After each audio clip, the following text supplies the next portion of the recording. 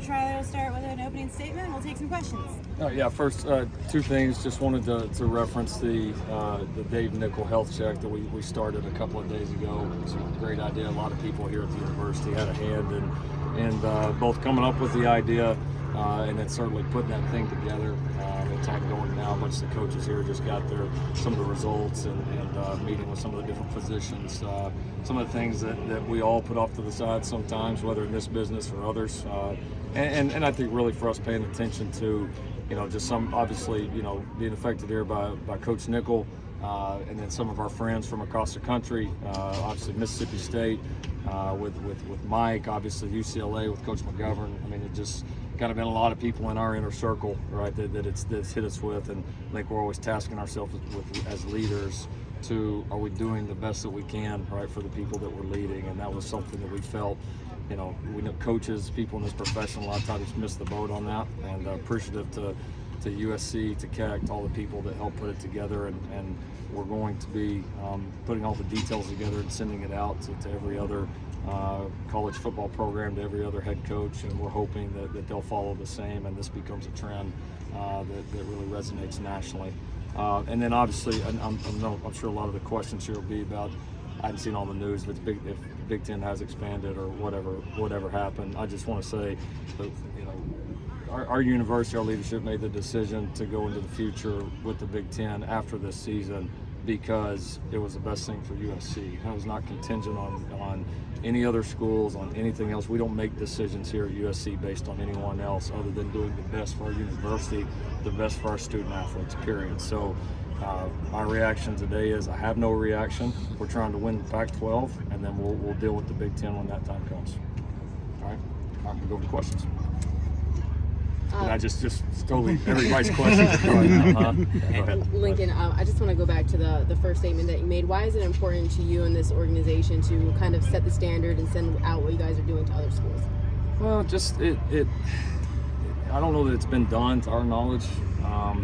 It's something that it's not, I'm gonna say it's easily done, but if you got a great university behind you, you can get it done. You can get it done quickly. And like I said, there's 7 or 8 months where in this job you're kind of down in the submarine for 7 or 8 months, and you don't come up for air for a while, and things can get missed, and things have been missed, not just recently, but I mean throughout time. And I think it's just more stepping back of what can we do better, and I think we need to all be asking that question because not that you can fix everything, but you always hate that you just want to do your best with it, right? And nothing more important than people's health. And so it's obviously affected us and something we're passionate about, and I see no reason why this would not become standard practice across the country. And just to what you've seen on the field so far, you've had a really small sample size, but just interested in what you've seen out of some of your Arizona transfers from Dorian, Keon, Christian on both sides of the ball.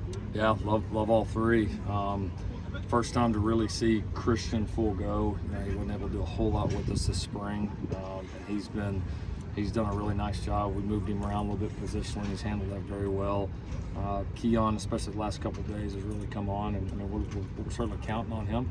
Expect him to really reach his potential, which we think is quite a bit past what he's played. And so we're pushing him there, and he's really responded, especially the last 2 days. Been excited about him. And Dorian's playing well. He's fitting well with our guys. Learned our offense well as playmaker. Ball skills are off the charts, and I think he's really starting to get a feel for the offense, where he's supposed to be, kind of the flow of it. Seeing really start to settle in the last couple. With Christian at nickel and 2 incumbent safeties, where do Max Williams and Jalen Smith kind of fit into the picture back there? Well, they both figure prominently, no question. I mean, we're kind of working Christian all over the place right now. He'd be one of those guys, I'd be honest, I'd be a little surprised if he doesn't play all 3 levels in the secondaries at different points this year. I think Jalen and Max have both had phenomenal camps up to this point, have been 2 of our steadier players. I really see, I see they've been kind of the opposite a little bit in the past. Like Jalen's had, some real flash plays, and has battled consistency. And Max has had some flash plays too. Max has typically been pretty consistent for us and tough, and we've really pushed him to take advantage more of some of the opportunity to make some of the big plays. And he's made a few, but I think even in camp we've seen it a little bit more. The other thing that's been great for Max is, this is the healthiest he's ever been in the whatever it's been now, 2 years that we've been here. I mean, by far. He's always had something nagging or just recovering for something. So you see that out there on the field right now, which has been a big positive. Coach Henson talked yesterday about how he wasn't happy with some of the play from the offensive line. How did that group respond today? They're getting better. They're getting better. We're getting a chance to work 3 different groups there, which is great. I mean, the depth is a whole lot different. And so it's been your mix of obviously trying to get some of your older guys ready and then trying to see where these young guys are at and develop them. I mean, there's excitement at all 3 levels. I mean, we didn't even have 3 levels last year. We didn't really even have a freshman class, right? So it's in a much better spot than it was 12 months ago. It'll be important for us, kind of here in the back half of camp and obviously leading into the first game to start to develop some continuity, make some decisions lineup-wise on where we want to be. But we're progressing. I mean, it's just, like a lot of these positions, the expectations are so high that, these guys got a strain to go reach them, and we need them to strain more.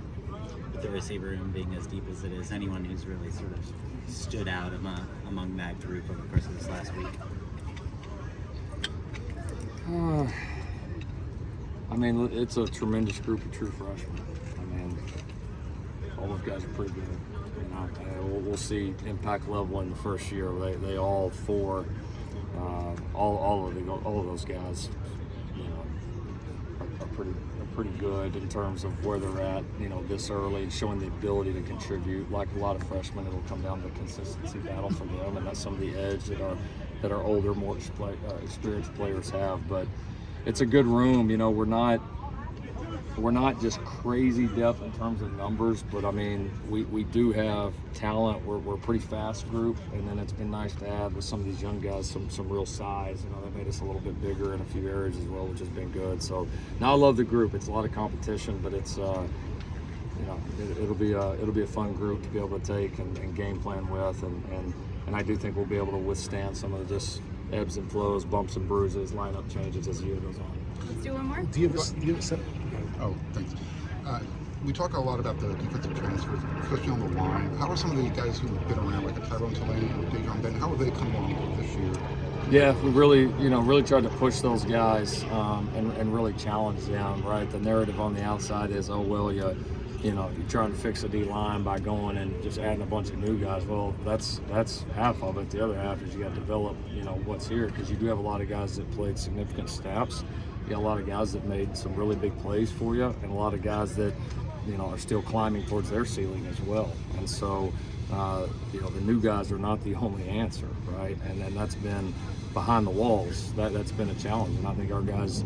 I think the continuity and all that in those groups has been great, but do those guys have a little bit of an edge to prove, right? That we can be the answer, that we can be part of an elite defensive line. Absolutely, they do. They've been challenged. Sean and Coach Manning have challenged those guys, and the strength levels, the experience. I mean, you see some of that with them. Like they kind of some of those guys look like year 2 players now in the system and in the program. So, yeah, the new faces are exciting, but some of the old faces are a little different than they were 12 months ago.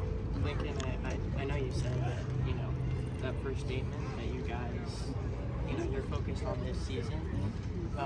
But obviously you guys stood to benefit from the recruiting level from, the move to the Big Ten in terms of, recruiting local talent. And Oregon and Washington have obviously, been big players in that market in recent years. So any conversations or discussions so far about, them kind of going there and you guys still needing to kind of put your foot on the gas when it comes to a recruiting level locally? No.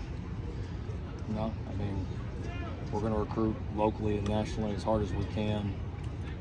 We came here to win national championships. Win national championships, you're competing against everybody. So in my mind, nothing's changed. It's not like, it doesn't matter what conference you're in.